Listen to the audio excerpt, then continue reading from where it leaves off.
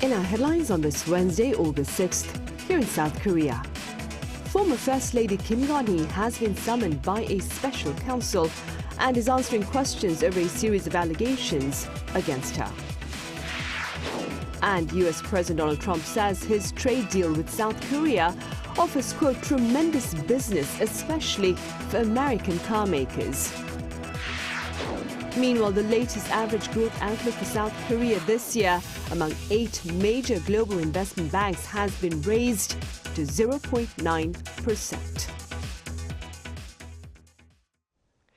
We start here on the local front. Former First Lady Kim Gon-hee has been summoned by a special counsel over a series of allegations against her. Our political correspondent Shin Ha-young reports.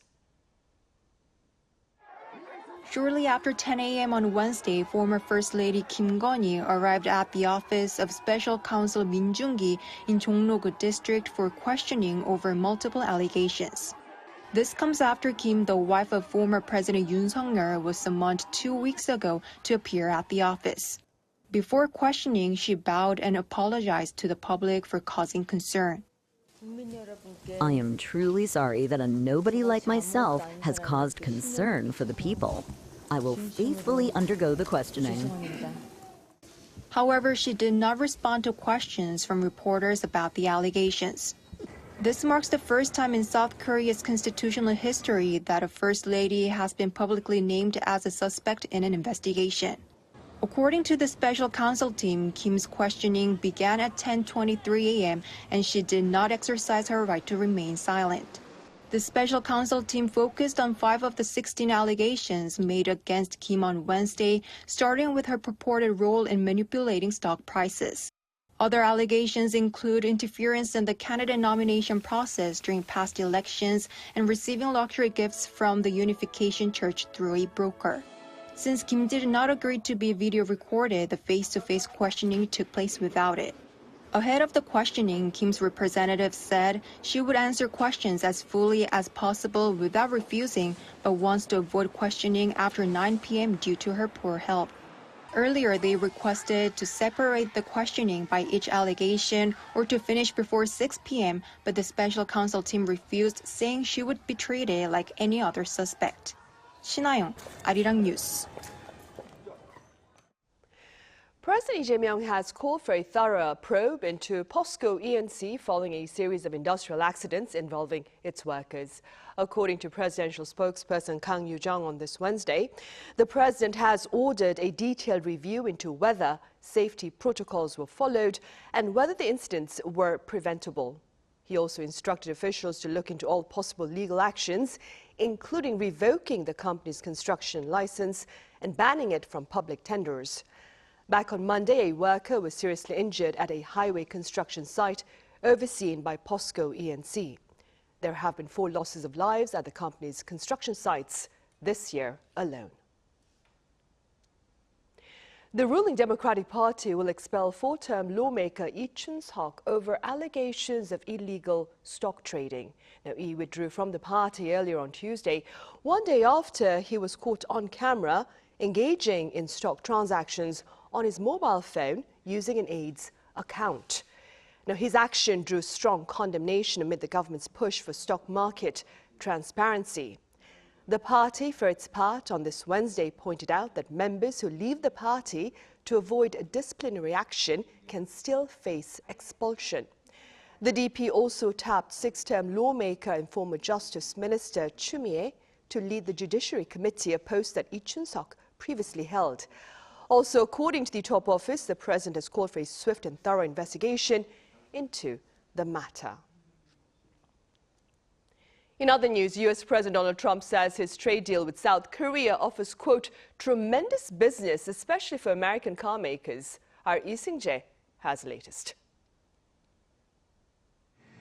U.S. President Donald Trump on Tuesday touted the recent trade deal made between Washington and Seoul, saying that the agreement will significantly boost American automobile exports. In a CNBC interview, Trump said South Korea was a closed country, but the trade deal opened the market, referring it to as a tremendous business. The U.S. leader said the U.S. will be able to sell cars, trucks, and SUVs to South Korea.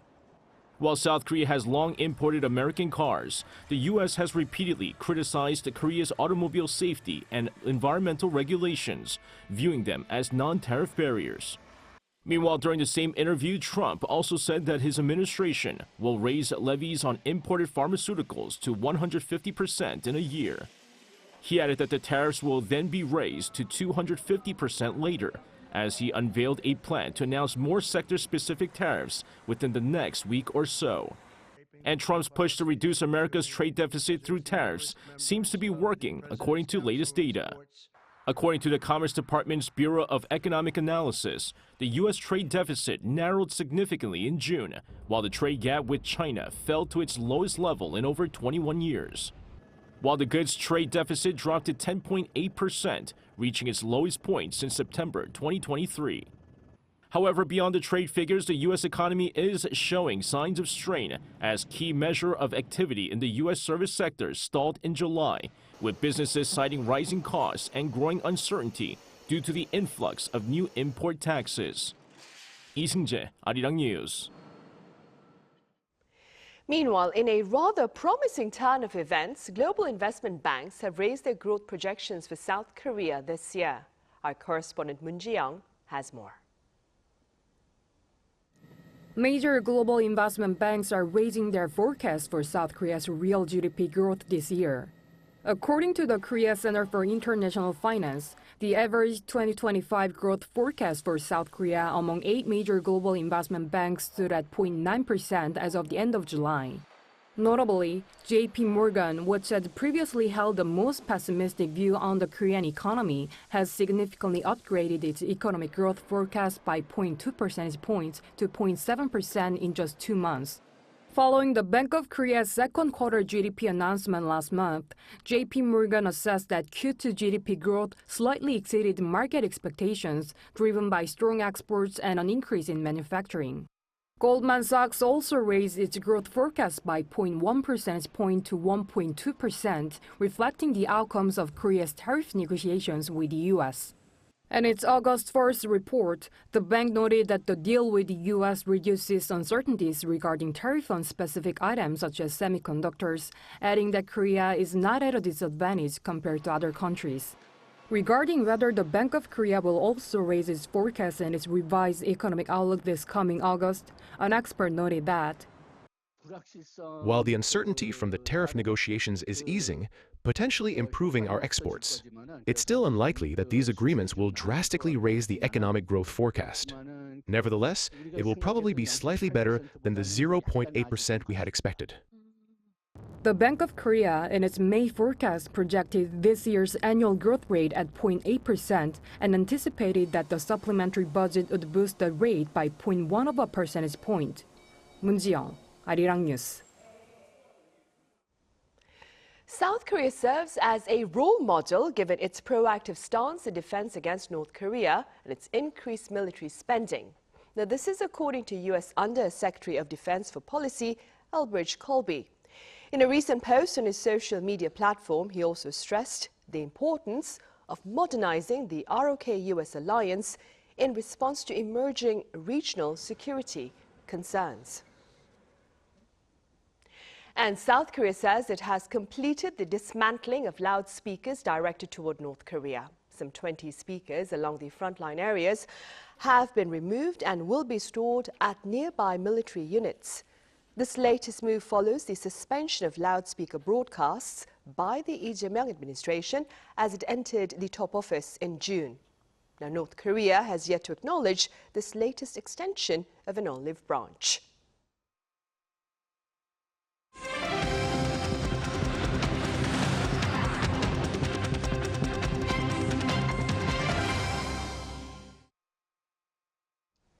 Football star Son Heung-min departed South Korea late Tuesday for the U.S. amid news that he is poised to set a fresh record for Major League Soccer transfer fee. Our Kim Bo-kyung reports. After bidding farewell to Premier League side Tottenham Hotspur at the weekend, South Korean football icon Son Heung-min departed for Los Angeles on Tuesday evening.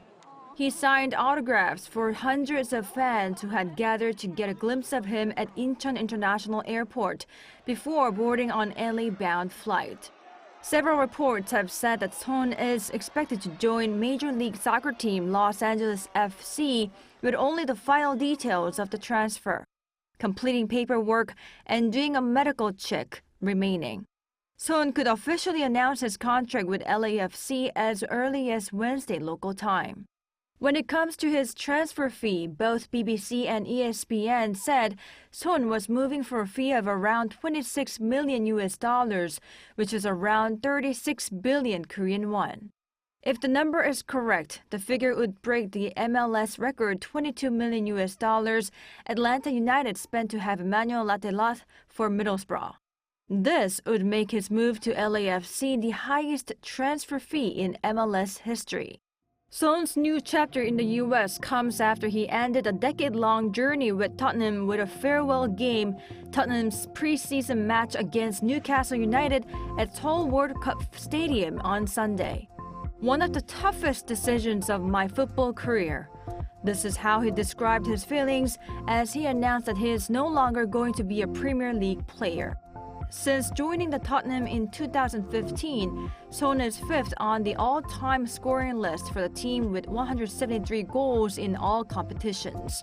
He won the Premier League Golden Boot as the league's joint top scorer in the 2021-2022 season and captained the team to the UEFA Europa League title in May, which was the club's first major trophy in 17 years. 김보경, Arirang News. Close to 7 out of 10 young Korean consumers are reportedly willing to pay more to purchase products made by socially responsible businesses. Our correspondent Kim Do-yeon has details. As ESG practices become more widespread in Korea's economy and society, so-called value-based consumption, making purchasing decisions based on personal beliefs and values, is emerging as a key consumer trend among Gen Z. According to a survey released on Wednesday by the Korea Chamber of Commerce and Industry, which polled 350 people aged 17 to 28 nationwide on perceptions of ESG management and consumption trends, 66.9% of respondents said they would choose products from companies practicing ESG even if they're slightly more expensive. This suggests ESG efforts are having a direct impact on brand preference and purchase decisions. But experts say it's always important to continue monitoring companies. Some companies do a good job with ESG management and even obtain certification for their efforts. However, there are also cases where companies receive such certification but still engage in problematic practices. That's why it's important for consumers to look closely and make informed judgments about the companies they support. The survey also reflected this. It found that Gen Z is quick to boycott companies involved in social controversies or ethical misconduct. More than 6 in 10 respondents said they had stopped purchasing from a company due to unethical behavior or negative ESG-related issues. Young people are also highly sensitive to the authenticity of corporate ESG efforts. In particular, 65.4% of respondents expressed concern over the issue of greenwashing. This highlights the risk companies face of being shunned by young consumers if their ESG activities are perceived as mere marketing tactics lacking genuine commitment. Kim Do-yeon, Arirang News. South Korea will temporarily allow visa-free entry for group tours from China starting September 29th, just ahead of China's week-long National Day holiday through June next year. The decision was made on this Wednesday during a government task force meeting on boosting tourism, chaired by Prime Minister Kim Min-seok. The exemption will apply, that is, to groups of 3 or more Chinese nationals traveling with tour agencies designated by South Korea's Culture Ministry. Since last November, China has permitted South Korean nationals to enter without a visa for up to 30 days, a policy that is set to expire this December. Downtown Seoul has been transformed into a summer playground to offer the public some fun relief from the blistering heat. Now, this is according to my colleague An Sung-jin. Do take a look. One last splash before the summer ends. The sweltering days of summer will soon come to an end. But Seoul isn't ready to let go of the season just yet, especially here in Gwanghwamun Square. In this scorching August heat, those that are trying to escape the sun and the heat took the chance to cool off in the water. From water slides to water buckets, the location has lots of attractions for visitors to enjoy. I came here with my mom and 2 aunts. It was hot outside, but once we got into the water, it felt cool and so much fun. As August 15 is Gwangbok, the 80th anniversary of Korean independence, special activities have also been planned around the theme Let's Dive into Gwangbok. Co-hosted with the Seoul Regional Office of Patriots and Veterans Affairs, the event also holds booths to raise awareness of the country's struggle for independence. We got to swim and do some hands-on activities. I even wrote a message celebrating the 80th anniversary of Korean independence. By transforming the urban landscape into a summer playground, the 2025 Seoul Summer Beach offers some relief from the heat in downtown Seoul. We organized this with the idea of creating a summer getaway right in the middle of the city. We started it to add some fun not only for visitors from around the world, but also for locals. We're glad that so many people came to enjoy it in the heart of Seoul. The event runs until this Friday, so before summer is gone, why not take a dip in Gwanghwamun Square? An Sung-jin, Arirang News. Sales of translated Korean books at stores overseas have surged following author Han Kang's winning of the Nobel Prize in Literature last year. According to the Literature Translation Institute of Korea, sales of literary works that it supported via translation and publication soared some 130% on year in 2024 to amount to around 1.2 million books. What's more, international sales of Han Kang's 19 works rose fivefold to 150,000 last year compared to 30,000 in the year 2023. And beyond the surge in book sales, author Han Kang's Nobel Prize acknowledgement has reignited interest in the art of reading, especially within the academic arena. Our Cha Yun-kyung explains. Students in a school class offer reviews on the works of novelist Han Kang, winner of last year's Nobel Prize in Literature. Some students make videos while some make props that appear in Han Kang's work, reminding themselves of its meaning. I could feel the pain of our country as novelist Han Kang shared the heartbreaking story of grief. I began to think deeply about creating positive change in our world. The Read, Walk, Write program run by the Incheon Metropolitan City Office of Education is an integrated educational approach incorporating reading and writing to engage closely with real-life issues.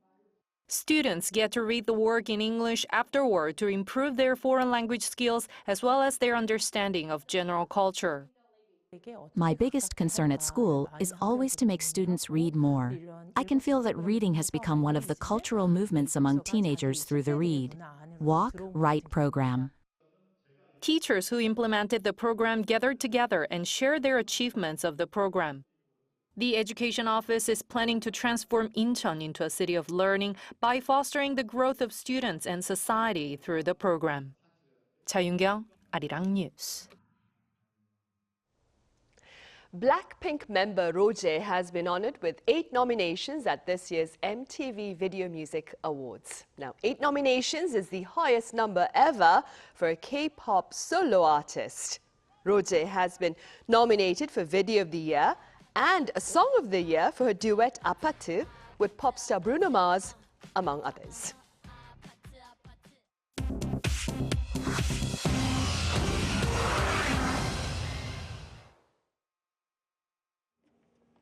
This is The World Now, bringing you the stories from around the globe.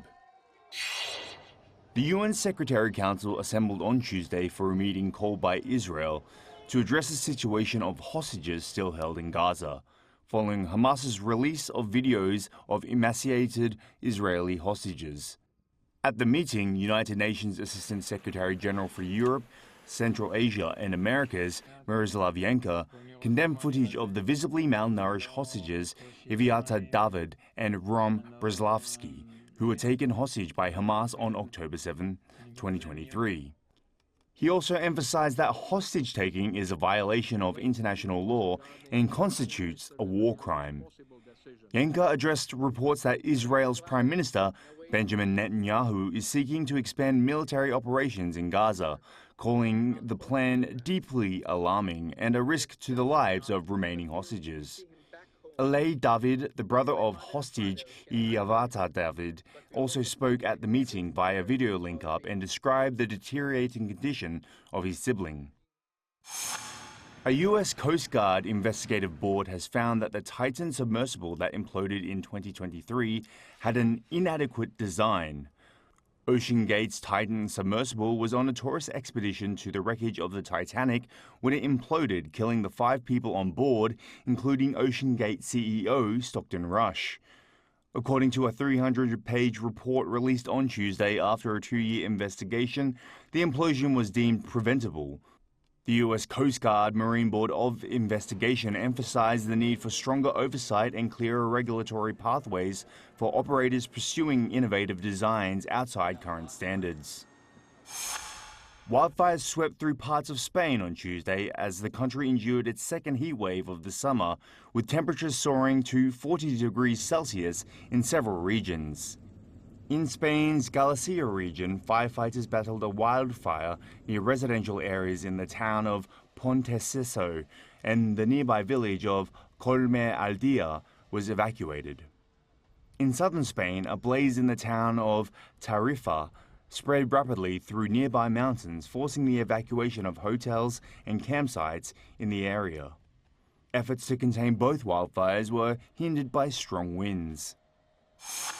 Heavy metal legend Ozzy Osbourne died of a heart attack, coronary artery disease, and Parkinson's disease. That's according to his death certificate, which was obtained by the New York Times on Tuesday. The former Black Sabbath frontman died on July 22nd at the age of 76 and was best known for his unique heavy metal voice, outrageous acts, and absurd MTV series, The Osbournes. Osbourne's funeral was held in the city of Birmingham, England on July 30th. Walter Lee, Arirang News.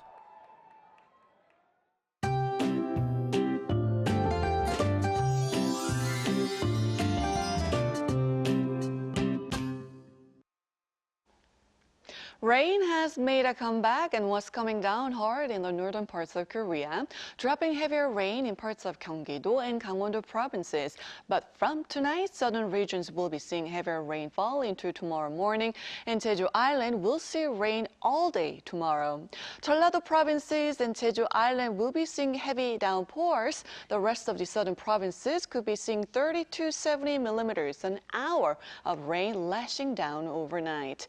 And with the rain moving in, a heat advisory was lifted in the central parts of Korea, but the heat wave returns starting out the day at 27 degrees here in Seoul and Busan. By the afternoon, Seoul, Daejeon, Gwangju will be getting up to 32 degrees under sunnier skies. Jeju will be rainy all day tomorrow. In fact, those on Jeju need to keep that umbrella close as rain is expected through early next week. That's Korea for you, and here's a look at the international weather conditions.